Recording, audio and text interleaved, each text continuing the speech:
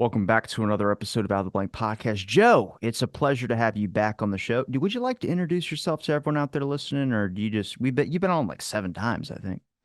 Yeah, pleasure to be back. Yeah, I'm a guy what writes stuff. Good stuff. Very good stuff. Wide ranging too, like from Jonestown to JF. You touch all the topics that I've started to notice, and this is kind of why I wanted to have you back on because I feel like you give a really good breakdown of. But when we talk about the idea of conspiracy, when we talk about the idea of history, what would you paint the picture of for people who are trying to understand history might not be this perfect textbook version that we always read? Well, I think a lot of the problems, trying to word this correctly, It's a big a lot of the question. problems, huh? It's a big question.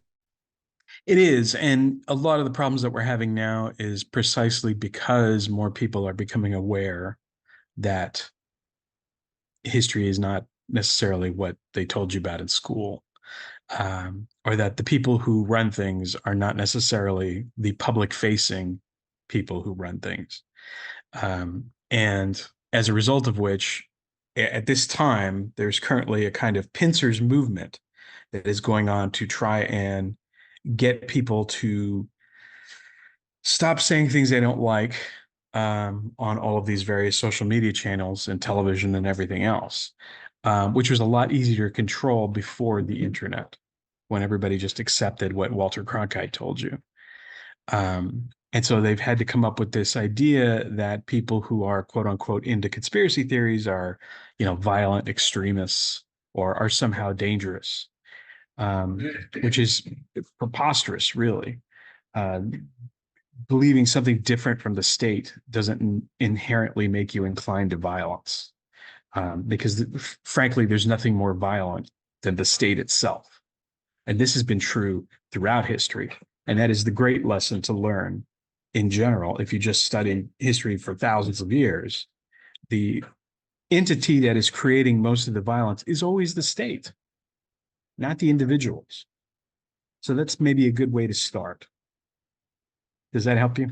It does, but I'm curious why historians could be so disconnected, even though in some cases they could look at something that could be probably more the realistic version than maybe what the fantasy version is that might be have societal undertones to it or some type of capture of society's mind. But there's a lot of things of history, like the Tuskegee experiments and things that get mentioned all the time that people know are really horrendous acts, but then they stop there, like these were just isolated incidents, and don't try and bring them onto things like the heart attack gun or the CIA on college campuses or wiretapping individuals or breaking into Black Panther Party organizations to stir up violence. Those are all real, but it seems like there's a give and take on even academics' perspective of it, where I'm like, why would you ever say no to it if you haven't bothered looking into the information? Because so there's two things. One is that it's not all historians do buy into that. And in fact, within a certain boundary, there's a lot of dispute. So there are historians who believe one thing or another, but it's all within this kind of box. Okay. So the kinds of things that we're talking about are something that no professional historian will advocate for because they are a professional historian. So, which is to say, they're part of the institution. And once you become part of the institution, you have to protect your flank because your job, your family depends on it. So you're not going to say anything blatantly against the state if you're working in that field. You've got to, if you're interested in sneaking it in, you have to try and sneak it in, which some historians have done. I mean, one thing that I point to for people to understand how this works is to look at the career of Michael Parenti. Michael Parenti is a tremendous historian, but he's also a Marxist, and he's not quiet about it. He also writes about the Kennedy assassination, as a result of which he's had a very nomadic career. Michael Parenti has worked for all kinds of different places because he makes it institutionally difficult for any place that he actually works for. So he is a professional historian, um, and he writes brilliant books, but he's worked at all kinds of different universities, wandering around because he says things that the state doesn't like all the time, including pressure points, including with the third rail of American politics, right? The Kennedy assassination. He's not afraid to write about it. And you will find that to be true. So that although there are historians who will argue in general about different things, a professional institutional historian is not going to attack the institution that he's a part of. And that also goes for other areas, science, everything. So if you are part of this thing, you are not going to come to the conclusion that your thing is a negative effect in this world. You mentioned the Tuskegee experiment.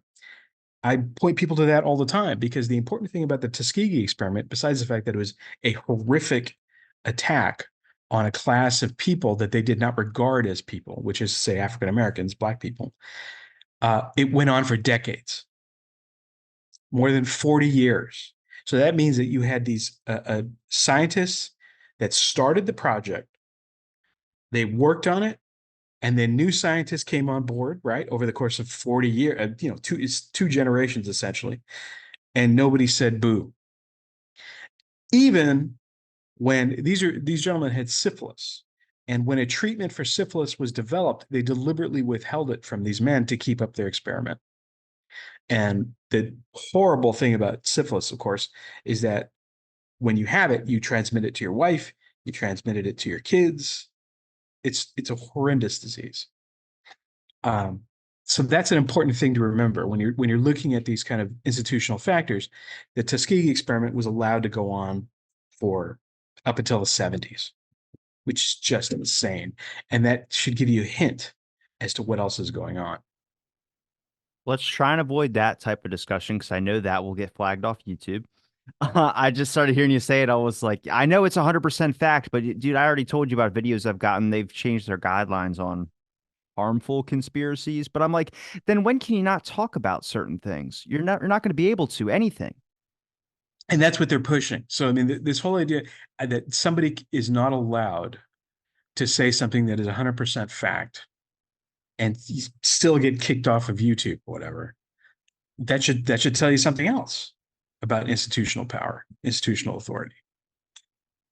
Well, Yeah, it's like, why wouldn't you try and look into something to sort out if it's fact or fiction? I'm finding less people are likely to look into something like, again, the CIA heart attack gun, or just even MK Ultra. Like, I would never use that as an example of an outrageous thing for the government. People go, well, that's the worst thing. It's like, yeah, but it's so unknown to so many people even though there's a large amount of people that are aware of it or have heard the name, there's just so much where I'm like, does anybody ever do any deep dives anymore? Like you've done Jonestown, you've done JFK stuff, episodes of mine.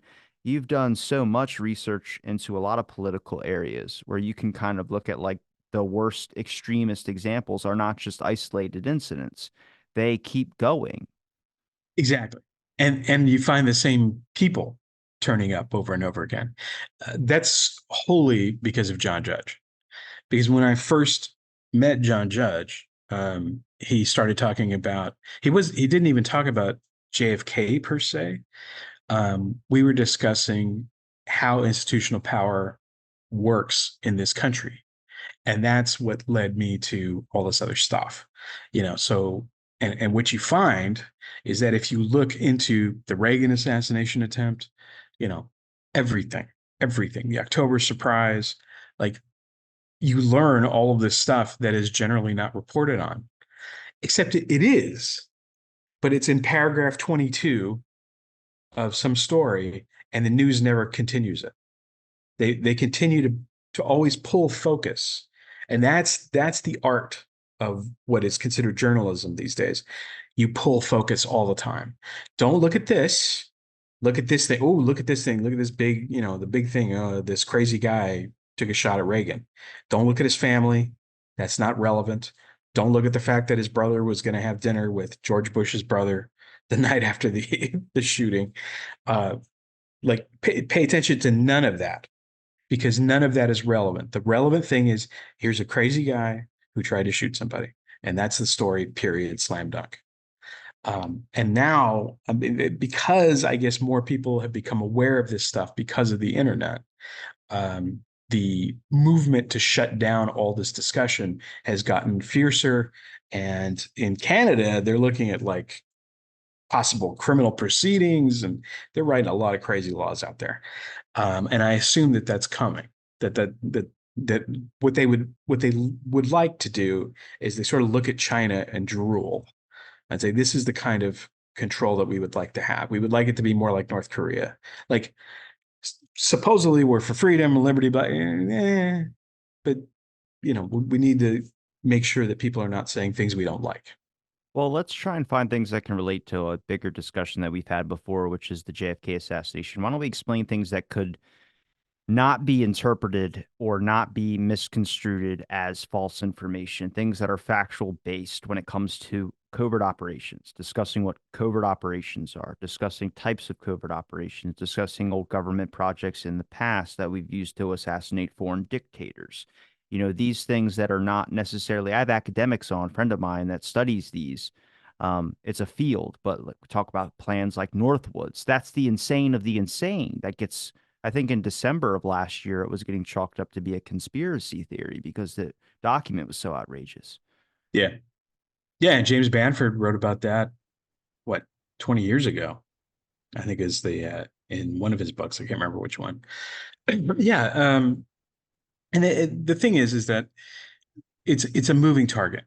So whenever you're talking about covert operations, it's very important. Covert, right? So these are things that the government cannot admit to most of the time by the very nature of what they are. So when you're studying something like this, you're always sort of scrabbling at, you know, what information can I find? And you're always digging up small documents. Sometimes people go on the record about things, but you're not going to have the kind of evidence that you would have to say, you're never going to be able to prove that some covert operation happened without anybody admitting that it happened. It's not like you have a complete record. It's always an incomplete, crazy record. And we know, for example, like in the Kennedy assassination, that even documents get created for the purpose of misleading people like us who go in and actually look at this stuff. Most of the time, what they're counting on is what Alan Dulles said: the American people don't read. So they're just counting on the fact that if we tell them that this is what happened, they're probably not going to go look. And that's mostly true. People do not generally do the work because it's a lot of work, and it is a hall of mirrors. You're chasing all this stuff, and some of it's contradictory, and it's a real big mess, and it requires a lot of intellectual effort to separate this stuff and actually try to figure out what's going on. Well, it requires time in a fast-paced world. Yes, a ton of time, and who wants to put all their time into dealing with this really horrible stuff. I have a I do. Yeah, exactly. I was talking to a filmmaker about possibly doing something with Jonestown because there's going to be a number of Jonestown films that are coming out because the 50th anniversary is coming up. We got some of our clips to trend. That was pretty cool. Yeah, yeah, not a bad thing. But Damn, Dianne Feinstein. I can't believe that shit. That's crazy. but he basically said he didn't want to. He was like, "Do I really want to spend my life on something this like horribly negative? Like, I don't know if I have the mental capacity, the energy to do that." Which I totally understand. It is like there's never good news in any of this crap. However, we have to know this. If we're ever going to fix anything that's going on, which I grant you is a long shot, we have to know this. We have to. I was talking to somebody the other day. They were asking me about the Kennedy assassination, and I said, put it real simple, right? Mid 50s, the United States aided the overthrow of a guy named Mohammad Mossadegh, right? And the guy who wrote those plans was Alan Dulles.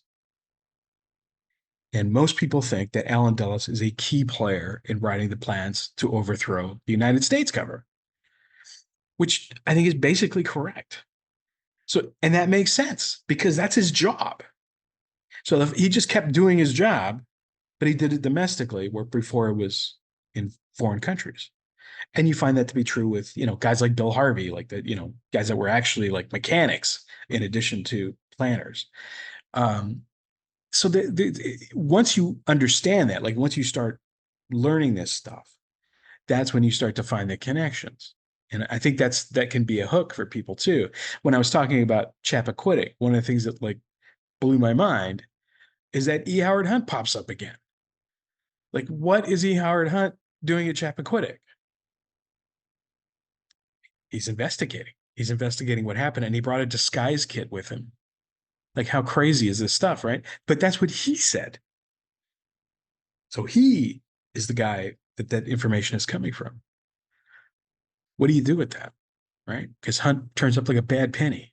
Well, how would you take a logical approach to conspiracy theories or thinking when you're looking at subject material? And then also, how would you define logical or plausible sources? Obviously, you mentioned about documents.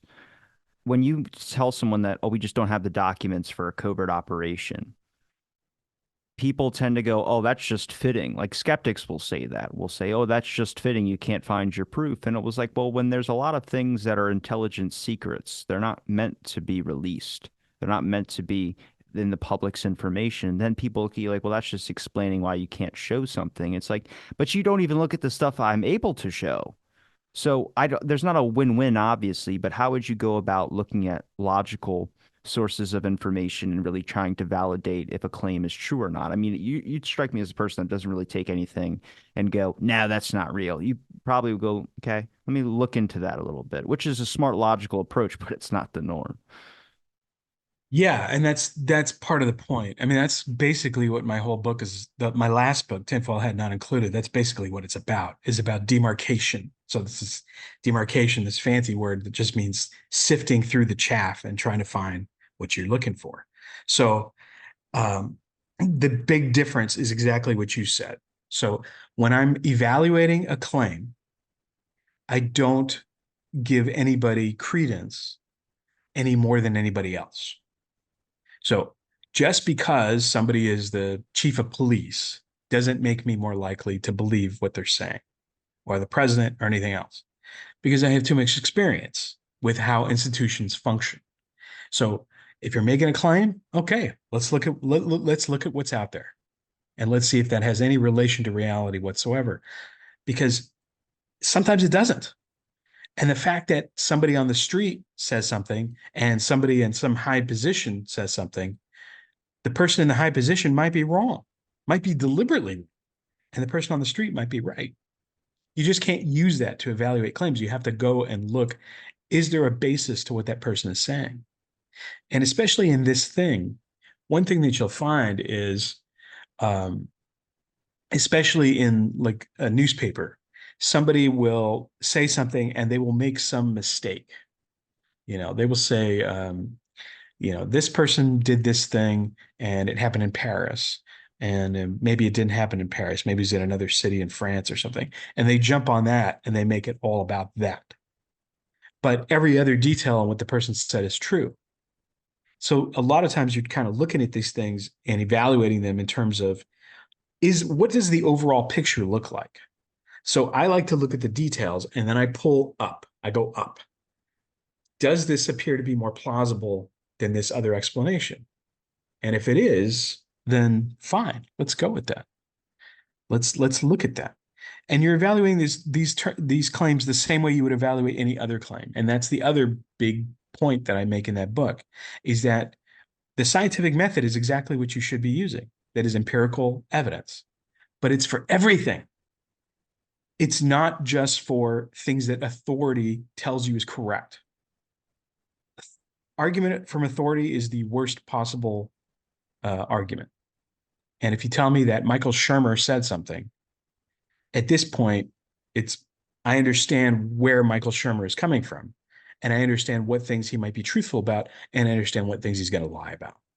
Well, they have straw man points.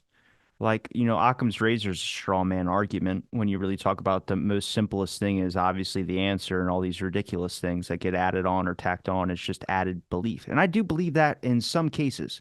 But one of the Shermer arguments is that, people couldn't just get over the fact that it was a president being killed. So there obviously has to be some bigger grand conspiracy with JFK to make it sound like it could be plausible or the public can get away with it. That makes a lot of sense, unless you start looking at the number of people that have lied. Gerald Ford editing a back wound up 6 inches in a report, the brain going missing. There's too much to be like, Oswald wouldn't even had the capability. to be able to do half of those things. He wasn't in contact with JFK's autopsy. He wasn't, and none of these sorts. But it sounds really good if you're really looking for a quick Google and you look at someone who is an intellectual. I mean, Rich brought this up, but he was talking about what's your educational background. When you talk about photographic evidence, you talk about this. And I go, but do you trust those? Because I can tell you, I've met a bunch of academics that are not smart at all. They're really good in their one specific area. And that's much like Jordan Peterson. That's much like Michael Shermer. That's much like Dr. Phil. It's much like all these guys. They're really good at what they've researched and looked into, but they're dismissive of everything else. And that's why they're an expert in that field, nowhere else. See, and I understood that at an early age because of the environment that I grew up in. Um, and that's absolutely true. If someone's an expert on Troy, they can tell you everything about Troy, but they're not necessarily that up on anything else. They're going to read the newspaper just like other people do. Like, so they have no special knowledge. Um, when you're talking about, somebody like Shermer or Noam Chomsky, very similar. You pointed out something exactly right, which is that what they will do is they will kind of hand wave stuff they don't like. So they'll just say, well, yeah, he was Oswald wanted to be famous, and that's what. Okay, what is your evidence that Oswald wanted to be famous? Well, his brother said that his favorite TV show was I Led Three Lives. That's your evidence that he wanted to be famous? Okay. You're going to have to do a deep dive on that to make that remotely plausible because the flip side of that is that we know he was a Marine, he was a kid, he was doing all this strange stuff. He was going to the Soviet Union and getting married to the daughter of a general and then bringing her back to the United States with no problem and all the crazy things that are associated with Oswald that have nothing to do with psychology. So pointing to psychological explanations is what a lot of these guys will do when they don't want to deal with the facts. They do not want to deal with the facts whatsoever. Shermer doesn't. Chomsky even less. Chomsky will just say, well, I read the material, which he did because I know the guy who sent in that material. Um, but he won't specifically say what he read. And he won't point to any points where he says, I disagreed with this point. He just does not engage. He says, oh, it's a bunch of nonsense, which is really weird in Chomsky's case because he does believe that Martin Luther King was killed in a conspiracy, which is very odd. It's a topic for another day.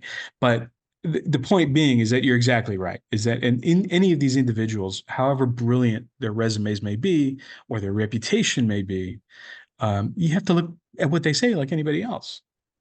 And it's very interesting when the example that you gave about Occam's razor, right? That Richard brought up, and he was annoyed because he said it was in my tinfoil book. It's actually in my first Dissenting Views book. Big deal, no big deal.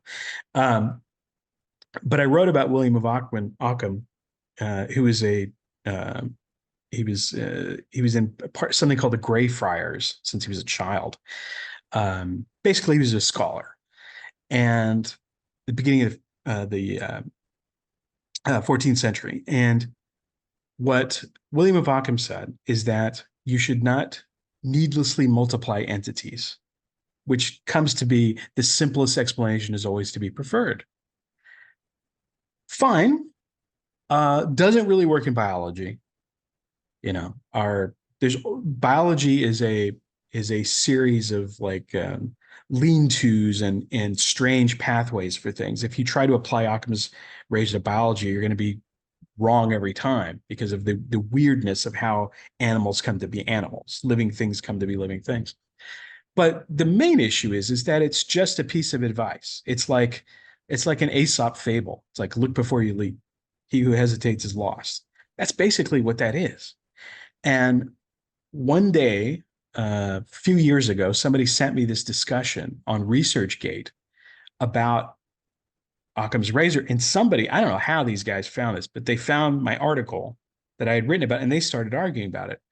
And these guys are all professional scientists, physicists, scholars from all over the world. So some guy from Norway thinks that I'm right. And, some guy from Sweden says that I'm wrong. And this guy in South Africa said, It's always the Swedes.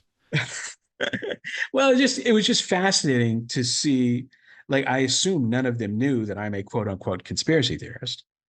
They just took the material and they started dealing with it the way they would deal with anything else. And I found that both like amusing and instructive, that they took it seriously and they were talking about it, because I think it's a serious, I mean, I think it's a serious piece of reasoning. I think I'm right.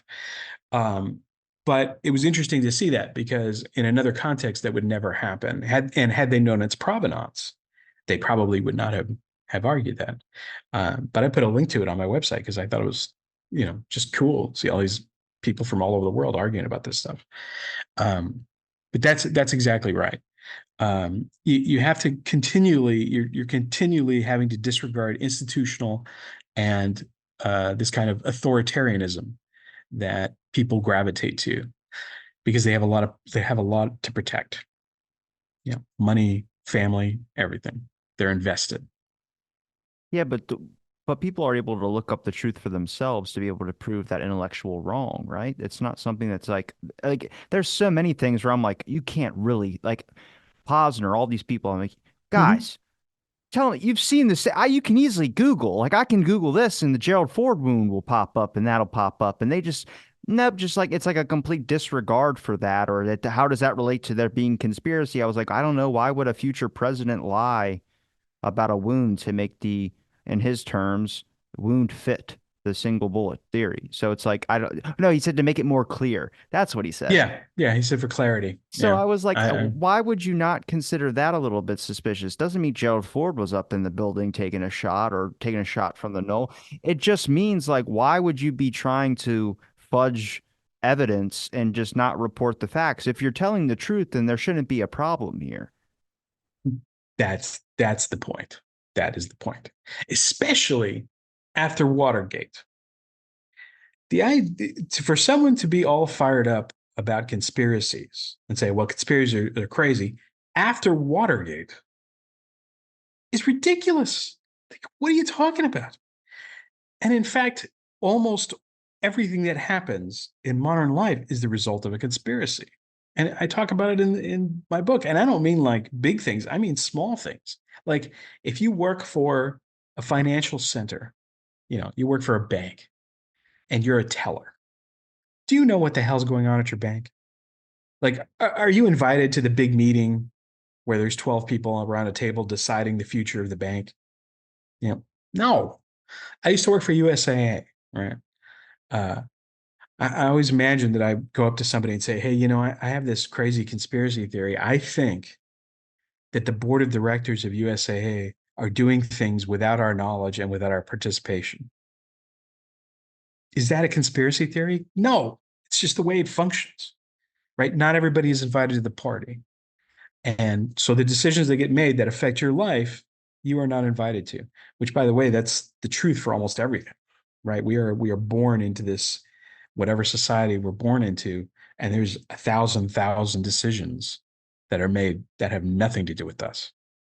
So as a nature of how bureaucracy operates, of course, there are little compartments making decisions about all these different things, and the most powerful one is at the top.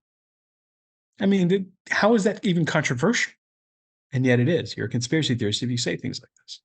What are the warm-up examples you would give to people if you were trying to get them to hear you out on some of these things that might be out of their perception, but can be logically shown evidence? And it would actually, because if you mention JFK, people aren't going to sit and want to listen to that for 5 minutes. But if you mention something more light touch, um, and they'll give you that 5 minutes, and then you can open them up to a deeper kind of world. But when I ask this, I also want to ask what are the most extreme examples that you would never drop on someone for the first time? I would consider the Castro plots an easy one to drop off in the first because it's more believable because it's not in our country and it was about like a dictator or someone that a lot of people are. And I'm not rationalizing anything Castro did, but a lot of people believe that he was this ruthless dictator that was going to be bent like a Hitler. Mhm. And so I'm Mhm. like, I don't know if he was a Hitler, but I mean, maybe a lot of people in Cuba didn't like him, but I just felt the government saw an advantage to get one of their own men in. But actually, he was massively popular. I mean, that's how he was able to take power and hold it for so long. They gave him free ice cream. You see the pictures on the internet. Yeah, Yeah. So, I mean, the important thing is to not believe this stuff. But yes, I try to point to things that are in the newspapers all the time. And I think I mentioned this before on your show before, but my favorite one that I like to point out to people is the Bush's Secretary of Defense, Colin Powell. Colin Powell was being interviewed one time, and he was at a press conference, Oh and yeah, somebody yeah. asked him, "Do you feel bad about the fact that the U.S. kidnapped Salvador Allende uh, in '73 and overthrew the government?" And he said, "Yes." And he apologized. He said, "Yes, yes, we, obviously it's part of our history, and it's not a good thing that we did." Except the State Department then got very upset because the United States has not officially said that they did that. And so Colin Powell knows the real history, and he got tripped up. He said too much. Now, he knows it so well. I mean, obviously, we overthrew Chile, right? Um, he knows it. So he just answered the question without realizing it, that he has this kind of double think that he knows stuff that he's not supposed to say. And he got kind of reprimanded for doing that. And that's one of my favorite examples because most people are aware. Well, not most people, maybe most people who read the newspaper are aware that, you know, Who the hell reads a newspaper? Chilean government, there are people, they're mostly older, but um, but if you have some interest in American history, a lot of people are aware of that. I also will point people to like the Fred Hampton case, I because pointed at that with the academic, and he was like, "Yeah, I 100% believe that." And then, but I was like, "But then you don't believe the CIA had a heart attack gun?" Which I get. That's a lot. I was very like that's conspiracy talk. And then I saw the video and was watching. God, I wish I could really remember his name. I think it's Towers. Was it? Yeah, Towers. It's doing this. And he's like going like, because he's trying not to laugh, and that's like he's just like weirdly grasping the tip of his nose, but he's trying not to laugh because of how insane it is, and he knows about it, I'm sure. But at the time, he was just like, I can't believe this is like being shown on t TV right now. This is insane. yeah, and I mean, it does sound funny, but all that like James Bond, Get Smart. You probably don't know what Get Smart is, I but it's do. a oh, okay, good, funny show. Anyway, but all that stuff, like a lot of it was real. Like, I mean, there may have been writers coming up with these ideas in the writers' room, um, but there are things very similar to that, like an umbrella that shoots a Control, dart, and control. yeah, right. Yeah. But so that's another thing and you bring up people, if you say to somebody there's an umbrella that can shoot a dart, I mean, it does sound like James Bond. It sounds ridiculous or whatever. But a lot of times you can actually find the information about this stuff. Um, a lot of it was destroyed, of course, but naturally, secret agents did have, different little tools and things that they could use and that were used in assassination, the, ice bullets and things like that. Um, so people may have difficulty with it at first, but at least you have big sources that you can point to. Like you say, you can say, look at the church committee video. It's 5 minutes and you'll see what I'm talking about. So I do tend to lean on stuff like that. I don't start with JFK because it's such a mess. It's very difficult to start there. The other thing I talk about sometimes is I will talk about the Bobby Kennedy shooting because fewer people are aware that that happened, and that one's so simple to explain, right? It's physically impossible that Sirhan shot Bobby Kennedy, like completely impossible. Could not have happened. There's no way because the bullets are going in the wrong direction, and they're entering into Bobby Kennedy's body at a distance that everybody agrees Sirhan never got close to. Plus, it was like 11 or 14 shots, not Well, enough there's to all fit in a yeah, gun. and but you don't have, there's you're I mean it's like everything else, it blows up, and then you look at the LAPD and they're taking stuff down from the walls, but you don't even have to get into that. It's like a 5 minute demonstration of I'm shooting you in the where am I going to hit you, and they always say like in the chest, and like no, that's not where Bobby Kennedy was shot. I shot in the head and the back, and there's a bullet that goes through his jacket, but it's all coming from below him and behind. And Sirhan did not get behind and below Bobby Kennedy. and certainly not close enough to shoot him in the back of the head. That's insane. And then you point out that Sirhan's still in jail. He's been in prison since 1968 for a crime that it is physically impossible for him to have committed. Yeah, people bring up why should we care about this stuff, and I'm like, because it's still affecting somebody's life out there. There's still people that would like to know answers to certain things and have that curiosity, which is why I don't like hindrance of the discussion about it. Exactly. It also cuts into people's empathy. I can't tell you how often I've talked to people who say things like, you know, man, that Sheriff Arpaio is great, and he takes prisoners and he, makes them work outside, and they stay in little tents, and he doesn't give them food and water, and like how terrific is that? That's exactly what those guys should be doing. Because they never imagine that they would be in the position of the prisoner. But there's no guarantee of that. Like, first of all, that's crazy and inhumane. There's no reason to take people who have committed crimes and then put them under conditions which will turn them into sociopaths. Like, how is that helpful to anybody? Like, you can make a straight societal argument. But the main thing is they will never see themselves in that position. Like, I never commit crimes, so therefore nothing will ever happen to me. No, sometimes it does. Do you, Sometimes it does. do you find most people would find out probably more that they're conspiracy theorists or what the word would be deemed as, rather than just because I think if people understood, like everyone probably has like a paranormal experience or something like that. But if you just ask people, like give them a survey of like, what would you say happened in the RFK situation or the JFK situation or this or this or this? If you put a little bubble that says not sure, but I don't really believe the official version, then technically they're a conspiracy theorists because they're not buying the original thing. Now, I know the definition Rich explains, but would you find that if you gave people probably a survey, people would be shocked to find out that they're probably conspiracy minded, only because that their brain can make the logical conclusion that there's just certain things that aren't making sense here? I mean, absolutely. And the proof of that is, the Kennedy assassination polls. They poll people, and at the time, even people didn't believe it. And it's always consistently hovered around 75% of the American public doesn't buy the story. So, yeah, I think most people do understand that things are hanky.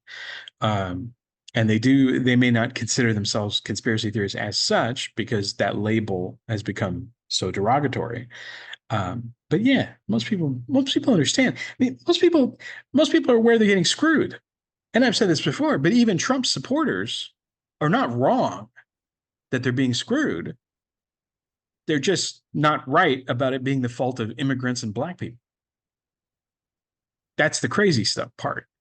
But they absolutely have a sense that the American dream is being set on fire. They're not wrong about that. So yeah, most people are conspiracy theorists, whether they want to be or like it or not. Any thinking person is presented with a few facts in any of these cases will say, geez, yeah. What about when you speak at conferences, not just JFK conferences, but if you were gonna, I'm sure people have reached out to you about your book. But when you're trying to talk about conspiracies, like how do you try and reach out to the academics? How do you try and get people to understand, like, hey, let me explain to you, not the examples that you mentioned before, but just give them like a deeper understanding about covert operations, secret intelligence, the way these agencies work, the way it's how it's worked through history, from its creation to its manifestation into something that really affects everyone's reality. I don't believe that the OSS really affected much of what was going on today. I believe this is a lot of CIA and more modern day intelligence activities that have been built upon. But, we've had a lot of things that have occurred that have not really been fully thrown out, but haven't been acknowledged 100%. So I'm curious when you have people come up to you and ask you about your book or people that talk to you about conspiracies, what's the reception you get? But then also, how do you talk to people about these in ways that they can try and rationalize an overall theme to want to look into it even more? So I don't usually reach out to people like that. Um, I have in the past done talks for the public, or we go to a church or something, and I'll talk about some of this stuff. and I'll pick a topic. Yeah, Martin Luther King is a good one because everybody knows who he is. Most people know, if they don't know precisely COINTELPRO, they're at least aware that the government and the FBI in particular really dislike Martin Luther King. And so if you understand, because everybody's heard of Martin Luther King in school at least, and you can start from a baseline. So that is a place that I will start, and I will talk about, what happened to Dr. King. Um, but what mostly happens is that people call me. Like somebody sees me somewhere, or they read, and or they send me a message, or in some cases, cold call. I mean, people actually used to be more common when I first got into this, is people would just find my phone number online and call me. I think your generation doesn't really like to do that, so I will get messages on email and stuff, and usually they're receptive. A lot of people though will ask me about one thing, and then if I bring up something else, they go, "Wait a minute, what?" Um, and they might not like me as much after that because I'll say things like they may have very strong feelings about you know, one particular quote unquote conspiracy, but they don't want to talk about another one. Or this also happens. They call me and they want to explain to me why Lyndon Johnson killed Kennedy. And then they find out that I'm not really on board with that. Click, and then Um, you're done. well, no, I don't do that. But Look, part of the cover up 100%, but no. I've had conversations with the Lyndon Johnson people. I'm sorry, I just can't get there on him orchestrating and creating the whole plot. I definitely think he knew about it. yeah, exactly. And that's the other thing. It's like everything is in these hard binaries, even in conspiracy. Like they want, you believe this or you believe that. And I was like, well, the problem is that the more you know that there's nuance about everything.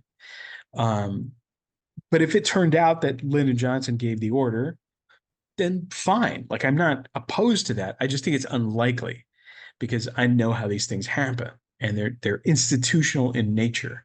And it would be the professionals who are orchestrating this, not just a guy who happens to be, the vice president. He might be all for it, but he's not the guy who's pushing the buttons. It just doesn't work that way. It's you're always looking at committees and boardrooms and institutions. It's not, Dr. Evil who's orchestrating all this crap.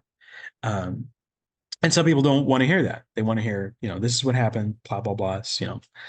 Uh, and that, by the way, that goes the other way because there are now people, because the CIA has become so popular. Like when I say popular, popularly known, people will point to the CIA all the time as doing this stuff. They'll be like, "Oh, the CIA killed this guy, and the CIA killed this," guy. And it's like, well, not exactly, um, because again, and this is something that John Judge used to talk about, is that the CIA, their budget is dwarfed by the DIA, for example, Defense Intelligence, and there are also tons and tons of alphabet agencies that are not the CIA. So it's if you just say that the Central Intelligence Agency killed this person or that person, that's usually not 100% correct either. There is always this coordination of efforts, like what we see in the Kennedy assassination, right? There are different groups that are working together to make this happen, and but in the case of Kennedy, I think it's the Pentagon.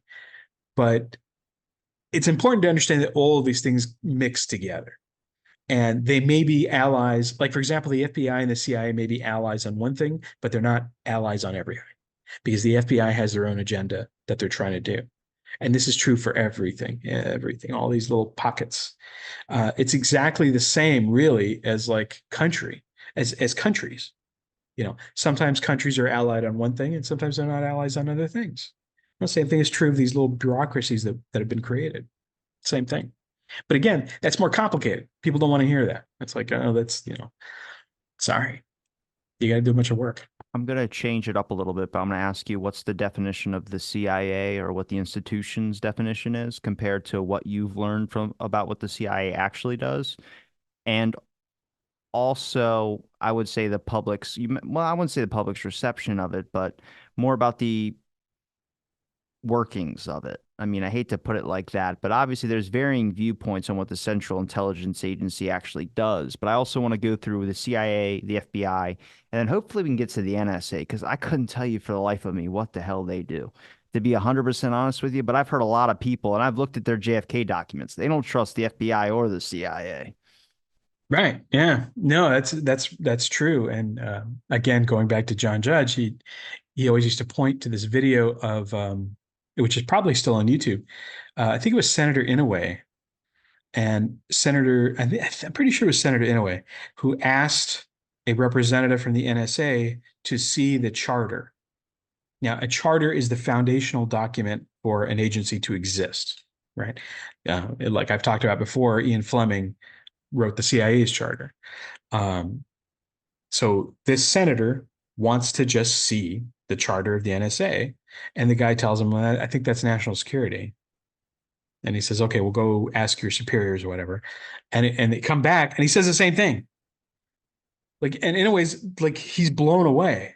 He's like, I approve your budget every year, and I cannot see your charter. Nope, national security. It would have been funnier if they would have just laughed. Like, can I see your charter? No, no, seriously, can I see your charter? You're a Yeah. funny man. You're a No, funny man. no. You're not even close to having the uh, security clearance necessary to look at the charter, which is nothing. Just this document that says they have a right to exist. So you're absolutely right. The only guy that I'm aware of that's written any substantial books about the National Security Agency is James Banford. Um, and we really don't know they do, or the National Reconnaissance Organization. We don't know a whole lot about them either. And that's the point, that there are lots of different agencies, and sometimes they coordinate with each other and sometimes they don't. And so if you can't, like, for example, when the government was smuggling heroin during the Vietnam War and Laos and in Vietnam, the CIA had this program called Air America, which is what these pilots were doing, which actually the movie American Gangster kind of touches upon. You can see how scared they were to really get into it. But it touches on the fact that heroin was being smuggled back in the United States in the corpses, in the bodies of American GIs. This most macabre, just horrible thing. But even there, it's not just the CIA. The CIA has to coordinate with the Pentagon. They may have to coordinate with the Air Force. So there's all those things. And the other thing John used to say is, like, the CIA is a think tank. They have to work with other people. It's not like the CIA can use its own tanks. Right. So it's not a bad thing to think of the CIA in terms of intelligence. But if that's your default, you can get led astray, because it's not like we just get rid of this one agency and solve all our problems. That's not what it is. It's that these are coordinated efforts that are used in different, depending on what kind of operation it is. Which again, I'm always giving the more complex answer that nobody likes. What are you going to do? FBI.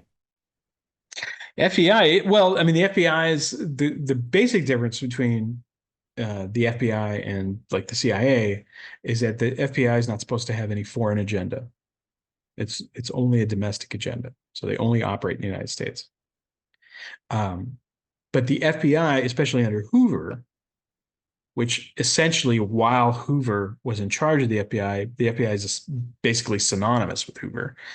It's whatever Hoover wanted. And Hoover, the thing that he wanted the most was to protect his job. Hoover liked being the head of FBI. So he got secrets on congressmen, on senators. That's what he did in the early part of his career. And one of his jobs was to interview some of the prostitutes that run around Washington, D.C., which are clearly visible if you take a walk at night on K Street, which I did. And you will see like hookers coming away from these brownstones. Some of them look very young. Like, oh, Jesus. What am I looking at here?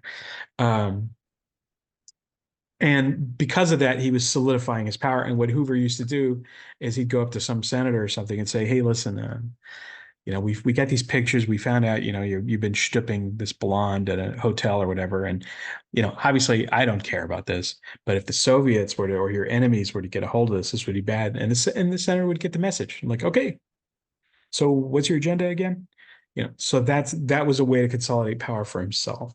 And that's another layer of what you're looking at, because although there might be institutional goals, you can't completely rule out the individual goals of a person. So it's a mix. Hoover did not like African Americans, to put it mildly. And so he ended up using a ton of the FBI's resources on stomping out what he considered to be traitors and people who wanted to overthrow the government, which, I mean, the Panthers kind of did. I mean, they didn't want to, they were not advocating that, but they were advocating carving out a piece so that they weren't continually living in poverty and continually moved away, from the rest of the world. Um, and he just was, he was not interested in integration. He was not interested in helping anyone. Which, if you look at the COINTELPRO files, they mention extremist groups as what the whole COINTEL program was. But even with the KKK being listed on there and other things, the one thing I try to explain to the academic was like, he was like, yeah, they were obviously going after certain left-wing organizations. I was like, well, the KKK is not left-wing. They were going after extremist groups, but a lot of evidence supports that their control and their most supportive aspect in efforts to stop a certain group was groups like the Black Panthers and was a lot of left-wing organizations. Just because right-wing people groups were labeled in the document because they were going after extremists doesn't mean they went after the right wing. They went after the left, I think, is a lot of what history can support as far as we know, document wise. And I think that's because of individual people that were in charge of those institutions. But can it not go bad when you have that much power?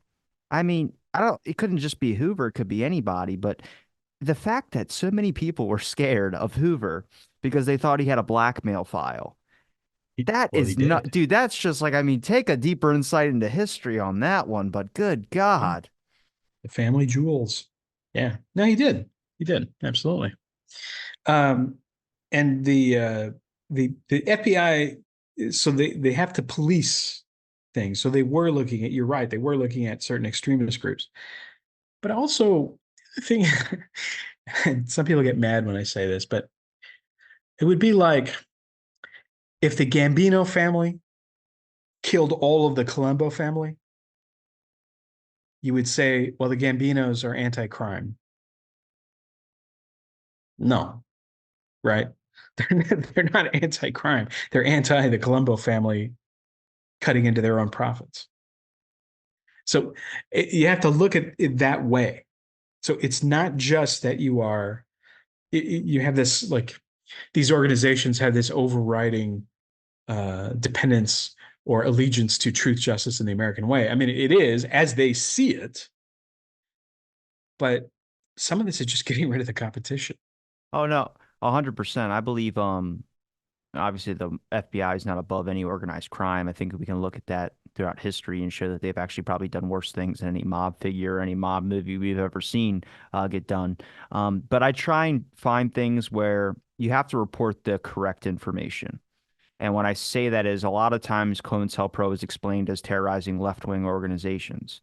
And I say, hang on, if someone looks up COINTELPRO and they see the actual documents and they bother to go that far, they're going to see the KKK listed on there and consider anything that you said now to have holes in it or flaws. The way you have to explain it is this is what the document states, all extremist groups, but history has shown us that it has been targeted towards individuals like the Black Panther Party. And I've noticed that just from the JFK stuff, if you get a little minor detail wrong, people will jump on you about it.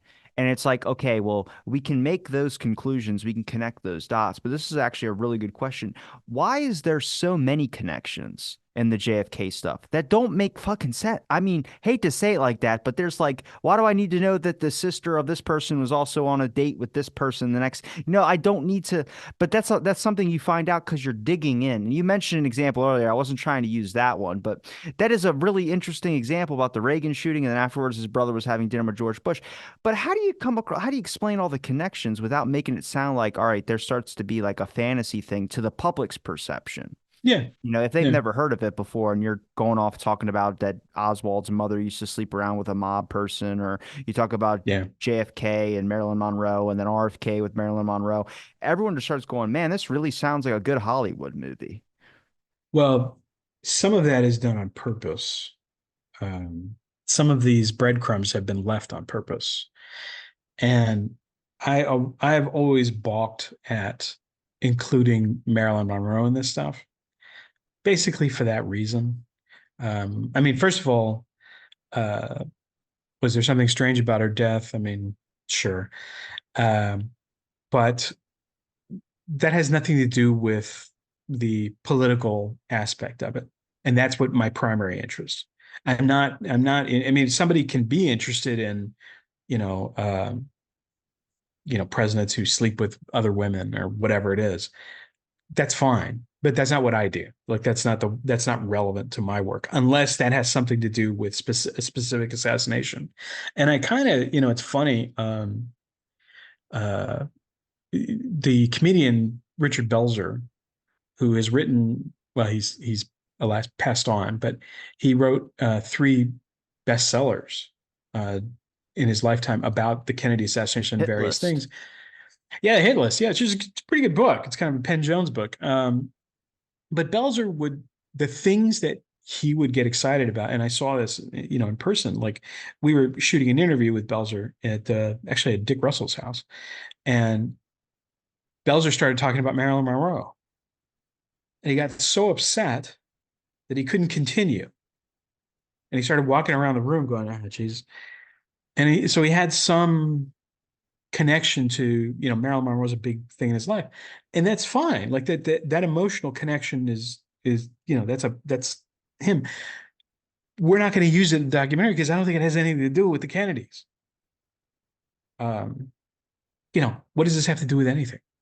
This doesn't have, what I want to hear about is, mechanics and planners and reasons for the Kennedy assassination, and none of that has anything to do with Marilyn Monroe. And so I don't like it when that stuff is mixed. I feel the same way about UFOs.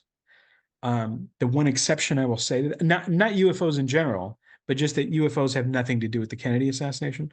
Although it turns out that's not entirely true. There's a great book by Ken Thomas called JFK and UFO, which Yeah, I has a know. really I know. I it's a know. goofy conspiratorial title, right? You look at it and go, what the hell? But then you read the book. And because Ken is not talking about Ken was a fantastic researcher, brilliant, brilliant guy. And he is not talking about, aliens murdered JFK or whatever. It has to do with some really strange connections, like to Guy Bannister, for example. I don't want to get into the whole thing here. But that's also kind of if you were teaching a course in the Kennedy assassination, that's like a graduate level course. You wouldn't start out with that, right? That's when you get really involved and you know a lot about the case. And now you read this book and you go, holy crap, look at this stuff. Um, but yeah, so I dislike the fact that it's grouped together with, Bigfoot and UFO and all, and again, I have nothing against Bigfoot. I mean, to me, that I don't know a lot about it, but to me, it's perfectly plausible, that there are additional hominids running around the Washington forest. I mean, that's okay. That's The episode around your episode release will be a Bigfoot researcher, a buddy of mine who actually told me that his friend knew Jim Mars and got a lot of Jim Mars's stuff, which was like, holy shit, thank God. Like, I wonder who, I gotta remember what that guy's name is. But no, the interesting connection point is the basic point is who killed Kennedy? If you don't believe it was Oswald, who did it? But then that can lead into, okay, then you come across a name like Robert Mayhew.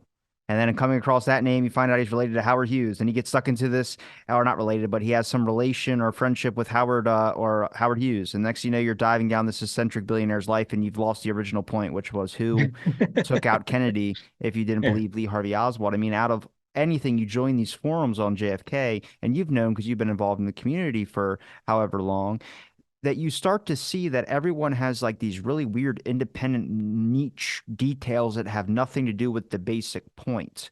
And I yes. don't know how that happens. I mean, maybe it's from researching something for 60 years and you just kind of go off on little branches and you go, how do you stop the rabbit hole is the point. How do you stop Yeah. I mean, diving from the point?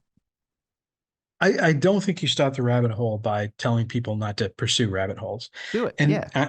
I'm really glad you brought that up, actually, because the same thing happens in academia. Like, so professors will they get hooked on something, they find something, and they go, oh wow. And sometimes it's accidental. They just happen to find something, and then they end up becoming experts in that one thing. Like, it's not that, you are an expert in Russian history, you are an expert in Russian history from 1820 to 1840, or you're specifically about one person or whatever it is, or one event, or you're studying American finance and you become an expert in the Federal Reserve. So, you read about what happened in 1913, you go, wow, wow, okay, and you get out. So I actually don't think that's inherently negative. The only problem is when it gets out of those spaces. So if you're on a board, you're on the JFK boards, it should be open season. You should be able to talk about anything even remotely relevant. And then it's your job to show why it is relevant. And people get way into the weeds on that. So, I mean, if you've ever tried to follow one of the medical discussions, you will have guys talking about all kinds of very specific information, which I think is absolutely fine. It's fine. It's not what I would lead to for the general public. Like, I wouldn't say that you should go look at this discussion, um, about this very, with the brain, fragment of bone that may or may not have come out of Kennedy's head and how large it was and whether it fits in it. Like, I think that's fine for scholars and researchers. I don't mind the rabbit holes per se. Even like the one you just pointed out, that's not a bad rabbit hole, by the way, because there's so many different processes that you're trying to study with this stuff. Getting onto Robert Mayhew means that you have found a center of energy that may or may not have that possibly has specific ties to the Kennedy sessions, but also has ties to Watergate and to other players. Then you find like Robert Bennett, and you're like, okay, and you're learning structurally how the American government works. I always go back to this thing that Mae Russell said, and she told John this like 50 years ago. She said that American newspapers had gotten so bad that the only thing worth reading were the society pages, because you could see who was marrying who and who was connected with whom. And that told you more than anything on the front page would ever tell you, which is, that makes sense. When So yeah, no, I don't think these rabbit holes are necessarily bad. when did the newspapers take a decline? I mean, I would point to Watergate because the American public became so cynical after that happened. I Pentagon mean, Papers? for good reasons. Yeah, yeah. And it became more important to um, report the news in a way that people did not that didn't happen again. And even the journalists who, I don't want to get into a big discussion about this, but even the journalists who were interested in taking that story apart felt kind of sick about it and didn't want to do it again, which I also understand too. Like, there are things that I've studied that make me a little bit sick and go, geez. And there are things that I don't write about for that reason. I will write about lots and lots of stuff, but there are things where I go, you know what? I don't even want to deal with this right now. I got too many other things going on. So I tend to think that it was probably the late 70s when things started to go bad, which I think is part of the reason that Carl Bernstein wrote that piece about the Rolling Stone, in the Rolling Stone rather, about all of the 400 journalists that were working for the CIA. So there's always been some level of control, right? Going back to Bill Paley and Time Magazine. But I think things got really funneled in that late 70s period. But there's more rabbit holes you can go down. Go research Katharine Graham, whose family owned the Washington Post, and what happened to her husband, and there's all kinds of rabbit holes on all this stuff. But I think that's when things started to really get crap. And then, of course, you got Ronald Reagan as president, who is quote unquote the great communicator, and it's morning in America, and we're going to forget all this bad stuff, and we're just going to be super positive, and we're going to go back to doing what we do best, invading small countries that can't defend themselves against us. And that's what we did. Your dad spoke at a conference. Does he share the same political kind of deep politics, deep dives? Like, is he aware of a lot of the work that you've done and kind of agree with somewhat of it? Or does he have his own interest in history, maybe an earlier time period that's kind of shown him examples of how the government institutions actually run? Yeah, not really. Especially at first. um, because I was a teenager and I was suddenly talking like, H. Rap Brown or something, which is true. Kind of a rebel, counterculture rabble rouser. Um, but no, not really. Um, I mean, he understands. I mean, he reads my stuff, but I don't think he would go all the way with it. What do you speak about at the conference? A very specific part of uh, history of this area, which is Laredo. He's writing a book on it. Okay. I have that. Can I have him on when he's done with it? Do you not want I him to can talk to ask me? him. That's fine. No, I just don't think he will do it, but Sit him in I'll front tell of the him. camera and say, I'll hit record. We'll just go. Now, I wanted to ask what president to you throughout history has shown you probably a deeper insight into how the government institutions actually run? I think I've mentioned this with when we did the chat with Rich, which we're gonna start doing this once a month. We got to plan one coming up. But Truman is for me, just someone that I think has alluded to probably more than, and I would say Nixon. I know a lot of people don't like him. I mean, if you can get over the fact that he drops like these weird sexual speeches all the time, where I was like, why don't you just talk normal? Like he's just always like thrusting and outrage and tension and pressure and hormones. And I'm like, why is he giving a speech about the economy talking about hormones? I don't get it. But that was Richard Nixon. But there's a lot of insight into these figures.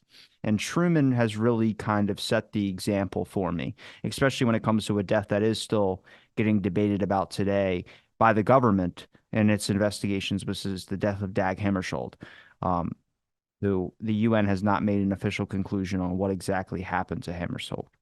Yeah. Well, you can. I mean, there's a who was that guy? Bud Dwyer. I can't think of his name. There was a researcher who was an airplane pilot who wrote a lot about plane crashes and um, well, Sherman Skolnick for one. Sherman Skolnick was not involved in aviation, but he wrote a lot about aviation disasters. And if you wanted to just study plane crashes, that's a good field of study. I know that sounds crazy, but um, people where people of political importance either disappear or are in a plane that Hale goes down. Boggs. Yeah, Hale Broggs, Ron Brown. I mean, there's a million. And if you just did that, I think your eyes would be open and go, holy crap. Just listing them. And that's like one of the things I did in one of my books. I can't remember which one now. I just listed the number of assassination attempts on US presidents. And then I know which ones were successful and which ones weren't. And when you look at it, it's like, what the hell kind of country do we got here? I mean, it looks like what most people associate with Latin America. That's what it looks like because there's so many presidents are shot at. I mean, it's a pretty dangerous job. And about every 20 years or so, we lose one in office, which is a little bit strange for what the United States of America is supposed to be. That we're continually having these, murders or questionable deaths while people are in office. And that, you go to congressmen, senators, and you're going to find more of that stuff, unfortunately. Which president? Oh, I mean, the most important one to study, in my opinion, is Richard Nixon, Ooh. because so much material has been made available to the public. And I've said this so many times that just get the transcripts of the tapes, of the Nixon tapes, and you will learn a lot about government. Like if I was teaching a government course, that's probably what I would teach. It's like, this is going to be our text. Um, because it shows you a lot of how the sausage gets made and what are they thinking about when they're making certain decisions. Like, how do you make a political decision? And these guys, Haldeman and Eric Ehrlichman and John Dean are in the room and they're talking about who they're going to get to do what and why. You know, yeah, let's give that to George Bush. He'll do anything we tell him. Yeah. Stuff like that is in the tapes where they're talking about, we need, and same thing with like Jerry Ford. Like they think he's an idiot, but they think he'll do what he's told. And that's like a big thing. It's a big deal. Truman is interesting because Truman was not considered to be up for the job. That people were worried that Truman, like people in the government, were concerned that Truman was kind of a lightweight, and then he turned out not to be. Yeah, he's definitely interesting. But I would say Nixon is the most important one as far as if you're going to do this. Um, this is that's who I would study first. What And about even the way Nixon got into politics at all, he answered an ad from something calling themselves the Committee of 100. Like what? So the Committee of 100 put an ad in the newspaper looking for like a young man. I don't know if they said preferably with a naval background, but military background, you know. And Nixon answered that ad. They liked him, and he was entered into politics. And that literally is how it happened. So that story in itself is crazy and should tell you a lot. do you believe that the Watergate burglary was just a couple of goofballs that got caught, or do you think that was intended to bring down Richard Nixon? I tend to be in that group that, I mean, these guys were ex-CIA people, and you're telling me they just taped a door shut, and then when they saw the Right. tape Yeah. was pulled Yeah. off, they bothered The to tape it second back piece of up? tape. Yeah, Yeah. that doesn't jive with me. I mean, Cord Meyer, I think it was Meyer that was no, James, is it James McCord that was a part of the, James McCord. Yeah. yeah, the CIA guy? I mean, everyone Hmm. in that group really had a CIA background or had some connection to the intelligence agency where I Hmm. was like, how do you guys be a part of operations in the Central Intelligence Agent? Maybe our agency isn't that good. Maybe they are incompetent. I don't know. I mean, maybe. And Tape, Joe, tape, but no, man. Come on, yeah, yeah, a janitor. a janitor. Yep. He's probably making minimum wage, which at the time was like what, $5 maybe at the most. And he Right. caught that. Come And on. that second piece of tape tells you that it's a live function, right? Somebody replaced the tape, so therefore this is happening now. Goddamn Paul Blart coming in there and catching the water Yeah. chamber. Yeah. No, I do. I mean, I think it's telling. I mean, I've said this before. It's E. Howard Hunt and his crew from the Bay of Pigs, which again that should tell you something too. But no, I think that's basically right. That um, Nixon Nixon was so concerned about something, right? The mysterious Bay of Pigs thing. I mean, which different people have different ideas of what that is. That he had started to basically try and create. He was trying to build a wall between himself and the actual CIA and FBI. He wanted his own CIA because he was so concerned. So, and it's this weird thing because he's been an ally with Hoover, but he also has this uneasy relationship with Hoover. They both know the same criminals, right? They both they both were supported by some of the same people. So they have stuff on each other. So it's this weird, like they agree on most things, but they're also rivals in power. And Hoover doesn't see himself as he thinks he's more important than the president because no matter who the president is, he remains the FBI director. Which is kind of what Helms, who's then the CIA director, kind of what Helms says also. Um, and of course, Helms had been involved in MK Ultra, speaking of which, and all this other stuff. So, um, yeah, I always go back to Nixon, and I think you're right about Watergate. There was also a lot of other things that are connected to Watergate, like a prostitution ring, for example, Wait, and the what? security, a prostitution ring. It's a very long story. I don't give a Um, shit. Tell it, please. no, I can't get into it because Oh, and I don't know it that well because there's a guy the guy we who wrote just the book for wasted an hour. I could have been learning about the prostitution ring. no there was and there's a good book by that Feral House put out by a real slime bag and this guy I guess I shouldn't say that's possibly libelous um but this guy who wrote this book about the prostitution call girl ring that was going on at that same time because there has to be like Heidi. Nixon couldn't have been involved in that. There's no Well, way. not Nixon himself, but people that are in the White House. So, like, was it Heidi Fleiss? Was that her name? The DC madam? that hanged herself. What that was about what 10 or 15 years ago now. If you're asking me how many white girls have hung themselves through history, we're going to be here for a long time, dude. Yeah, no, no. I think it was Heidi Fleiss. I may have that wrong, but there are professionals, right, for everything. So if you are, how do I want to put this? You're a powerful person and you want to get laid. Uh, that can be done clandestinely, and that will be done with professionals. Yeah. Uh, That's why there was that red button in the White House that he pressed. You saw Biden press it and he got ice cream that came to oh him. yeah, right, That used yeah. to be for the Which call girls. you can use it for anything, yeah.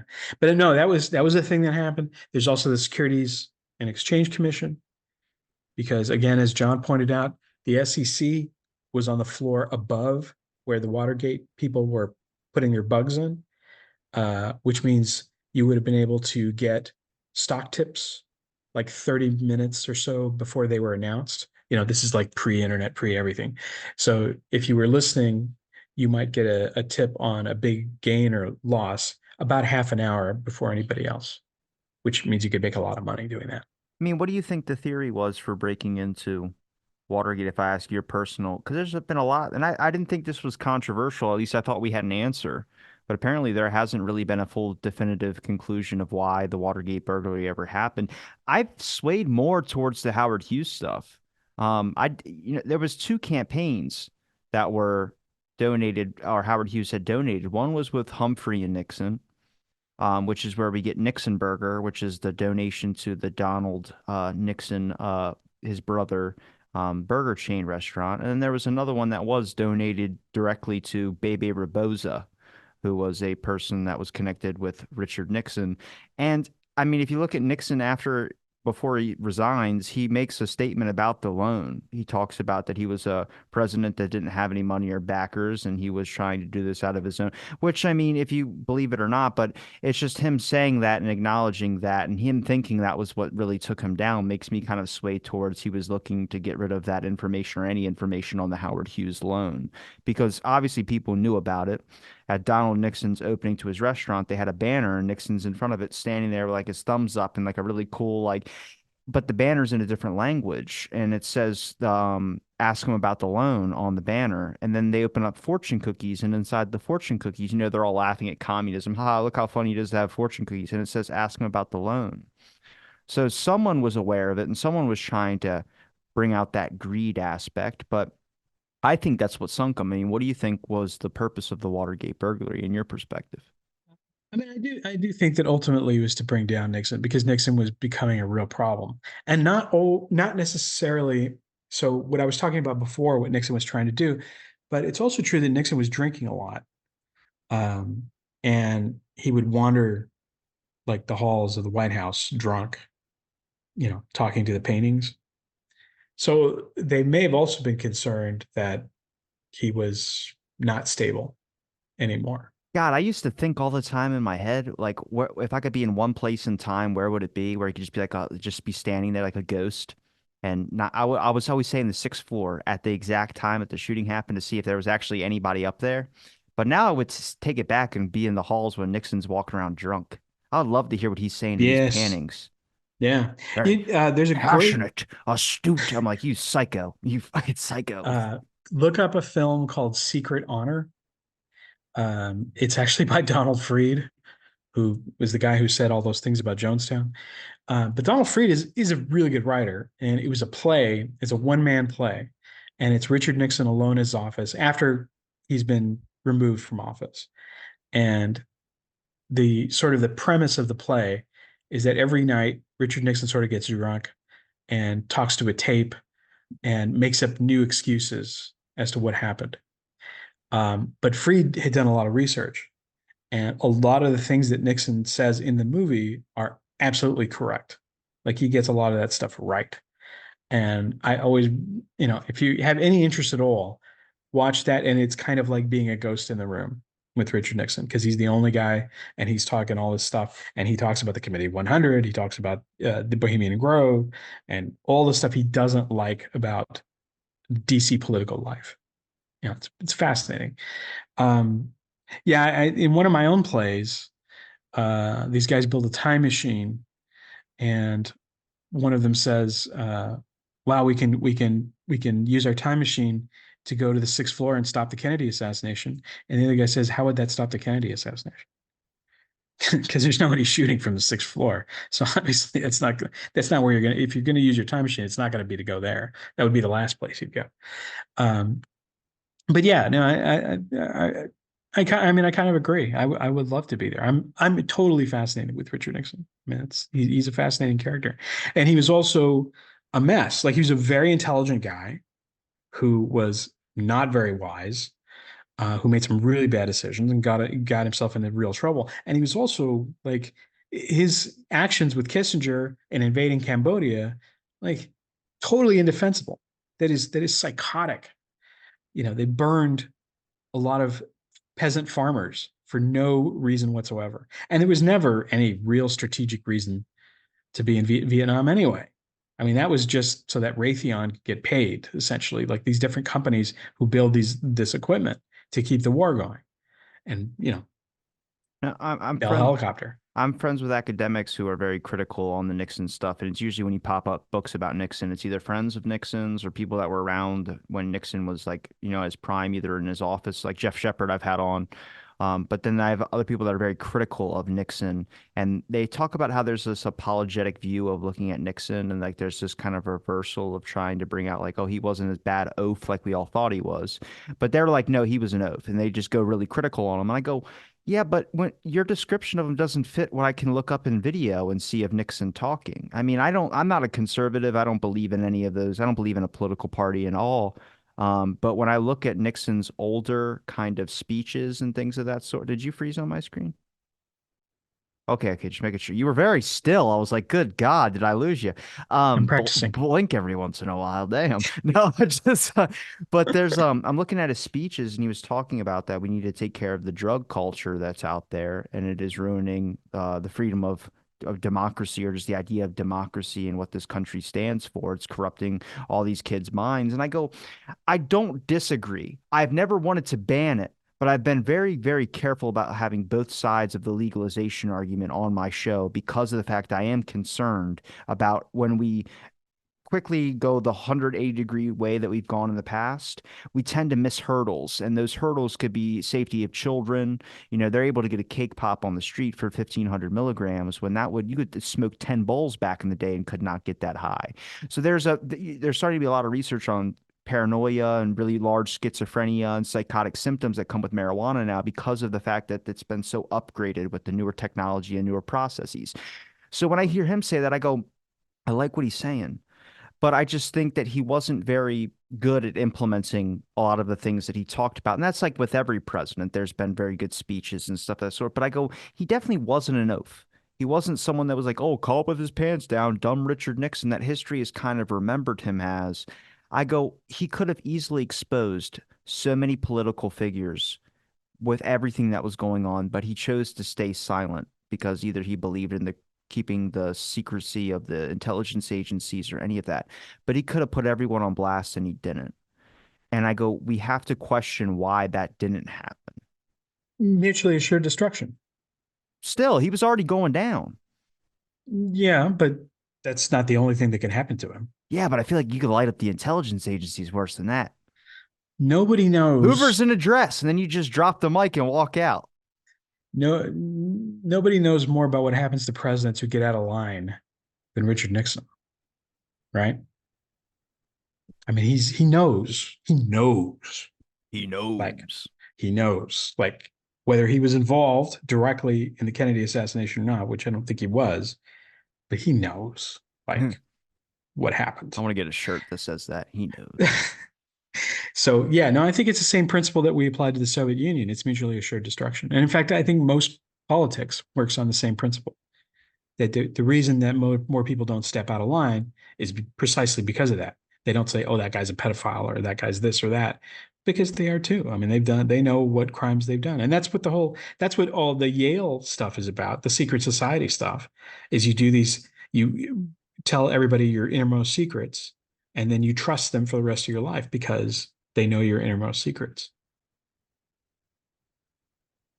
You can't say the word pedophile anymore. They changed Oh, it okay. to character of sensitive proportion. Yeah, I'm not saying that. Okay. We're having too much fun with this podcast. On a wrapping point, now I appreciate your time, Joe. Seriously, you know I always love chatting with you, man. Like I said, we're gonna book a podcast with Rich. Okay. But on an ending point, trying to tell people what a takeaway to be with understanding or giving the open door to conspiracies or just looking at what I would call like, and this is a kind of a two-parter question, but alternative media, alternative history. What about looking into, for anyone that would want to look into alternative history, the importance of that and also the roadblocks for that?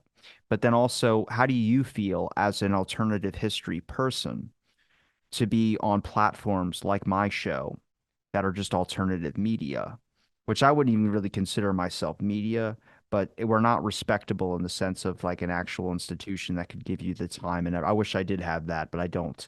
Um, so I would like to know your thoughts on that because obviously there's some wacko shows out there. I mean, I can be considered a wacko show with talking about as much as I talk about Howard Hughes and ice cream. Good God, that man is fascinating. But obviously there's a two-parter in there: history alternatively, and then media alternatively. Well, um, what I would say in general, um, is when you think about like what is alternative history, most of the time, alternative history is just history, but it's unpopular with the state. And that's what you're really talking about. And I would point to the fact that many, many times in history, it has turned out that one government or another has suppressed information that they knew to be true because they did not want to rock the boat. They wanted to maintain their own power.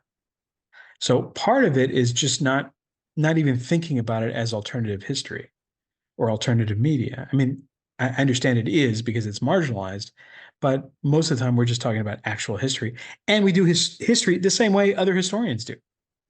Professional historians, they go and look for evidence. That's what we do. The difference, the thing that you're talking about is when things get wacky, is when people spout off things that they're just saying, that like the right wing is obsessed with this thing about Barack Obama. I don't know why they're still obsessed with Barack Obama, like he's not in power anymore. Um, but you know that he's gay, right? Like, who cares, first of all? And why are we talking about this? Like, okay, so what if he is gay? I mean, what possible difference could that make? But you can see the agendas in what's being pushed. And that's the thing. I think that's the dividing line. Like, do you have a specific agenda that you are married to and that you're trying to push, or are you just looking at the facts flat on as best you can? And I think that's the thing to pay attention to. I can tell when I'm reading something, and like it's Kennedy now, especially.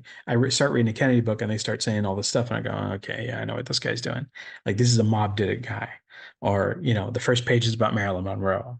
Yeah, yeah, okay, yeah. So after a while, you can develop your own sniff test for looking at this stuff. But I would encourage people to do it. I mean, I do not believe in harmful information. I don't think that information by itself is inherently harmful. I also think there's another thing to point out here, which is that cooperation is a neutral value. That is to say, we want everybody to cooperate and get together and like, we should all work together, which is great. But you also should know that, cooperation is what enabled the Nazi Party, right? Cooperation is what enabled Pol Pot and Joe Stalin to kill 9 million Ukrainians, right? Cooperation is neutral. It depends on what you're cooperating about. So I would also leave you with that thought because just because somebody is telling you that we all need to cooperate doesn't mean that that's a good thing. Joe, where can people find your links? Joe Green JFK, Hidden History Center. Joe Green JFK is the main one. You can get to that and you get to, you know, uh, say something real press and all that stuff. It's all basically on that one. Okay. I'll make sure to link all that in the description. It's been a pleasure chatting with you again. And thanks everybody for listening to this episode of Out of the Blank. Stay tuned for our next episode.